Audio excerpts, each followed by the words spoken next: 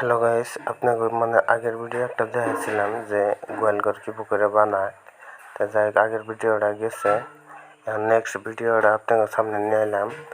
এখন দেখাইতেছি যে আমার গোয়ালের কাম কতটুক আগ বাড়ছে আর কি সিস্টেম হয়েছে।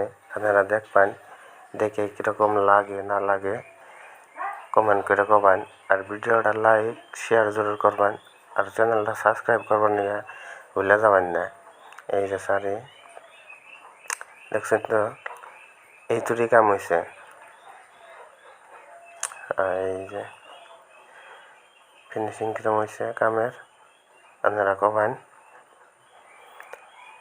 নেক্সট দেখাইতেছি, আবার ভাববেন যে এতটুক করি নাই, এতটুক একদিনে করছি, এতখানটু করে হারাহারি নাই। এতখানটু আজকে করলে শেষ হবো।